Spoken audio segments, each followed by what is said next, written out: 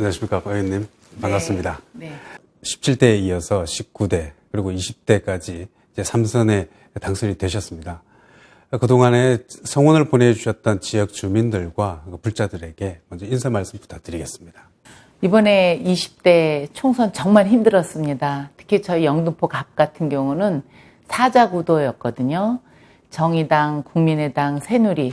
그러다 보니까 주민들께서 오히려 김영주 19대에 나름대로 열심히 해왔기 때문에 우리가 도와줘야 된다 하는 분위기가 있어서 당선시켜 주셨습니다. 그래서 지금 제가 처음에 20대 총선 준비할 때 어려움 잊지 않고 제가 초심 잃지 않겠다. 3선인데도 항상 초선인 그런 마음가짐으로 의정활동하겠다 하는 걸 말씀드리겠습니다. 학창시절 농구선수에서 은행원, 그리고 또 노조 간부에서 늦가기 대학생까지 어떻게 보면 드라마 같은 삶을 사셨습니다. 그런 면에서 서민과 노동자를 대표한다고 해도 과언이 아닐 것 같습니다. 저는 노동자라는 개념을 우리 국민들께서 이 기회에 다시 한번 이렇게 돌아보셨으면 좋겠습니다.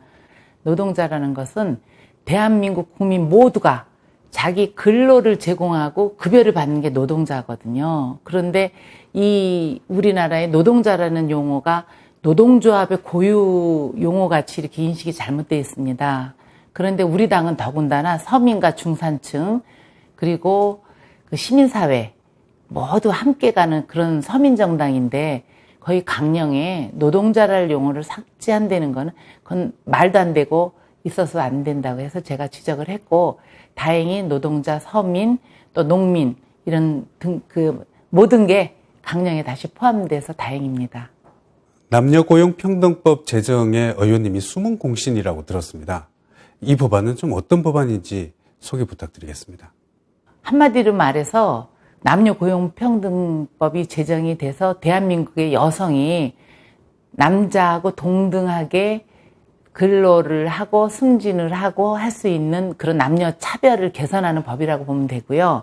처음에 남녀고용평등법이 제정은 됐는데 그 안에 동일가치노동, 동일임금이 포함이 안 됐습니다. 또 개정운동을 열심히 하고 그래서 남녀고용평등법 증진으로 인한 포장까지 훈장까지 받았죠, 제가. 그래서 굉장히 강성 같은데 저는 논리적으로 설득을 시켰습니다.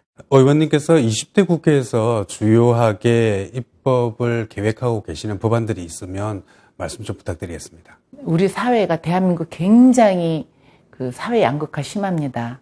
19대 때 제가 들어와서 처음 발의한 게 프랜차이즈 가맹점법 그리고 하도급법.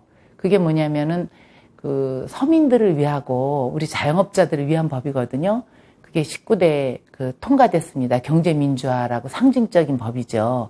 그래서 20대는 제일 중요한 거는 가계부채를 어떻게든지 이 문제를 줄여야 됩니다. 지금 가계부채 이대로 놔뒀다간 대한민국 중산층 이하 서민들 다 파산합니다. 그래서 지금 잘못된 부동산 정책, 가계부채, 그리고 서민들과 관련된 그런 활동을 좀 중점적으로 하려고 그러고요. 의원님께서는 서울시도당 위원장에 또 당선되셨는데요.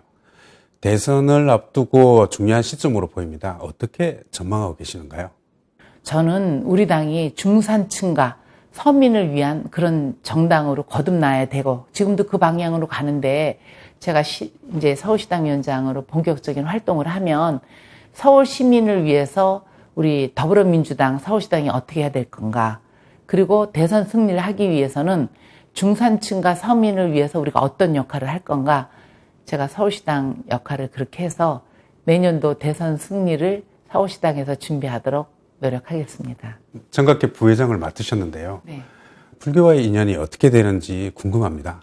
전 어렸을 때부터 친할머니, 외할머니가 대단한 불자셨습니다. 그리고 저희 친정어머니가 힘든 일이 있을 때 우리들을 데려가서 법당에 이렇게 앉혀놓고 108배를 하시는 걸 많이 봤습니다. 그래서 자연스럽게 법당에 앉아 있으면 편안한가, 그리고 인내심가, 그런 게 좀 익숙해졌습니다. 그래서 자연스럽게 저희 형제가 딸 5, 제 아들이 하나인데 형제들이 다 불교 활동을 하고 있고 또 어머니가 항상 힘드실 때는 금강경을 들으시던 기억이 있고 우리 언니들은 또 어머니 돌아가시고 나니까 지장경을 읽고 있고 이런 게 자연스럽게 제 주변에 있다 보니까 그렇게 된 것 같습니다. 선거에서 상당히 좀 힘들었다고 얘기를 들었습니다. 저는 대한민국 국회의원은 모든 종교에 어떤 편견을 가져서는 안 된다고 저는 그렇게 생각합니다. 그래서 힘들 때 영등포에는 사찰이 없어서 교회에 가서도 목사님들도 뵙고 또 기도도 하고 그러나 본인이 중심을 갖고 정치 활동을 해야지 어떤 특정 종교에 그 편견을 가져서는 안 된다 이런 생각을 갖고 있습니다. 불자 의원으로서 불교 관련 정책에도 관심이 많을 것 같은데요.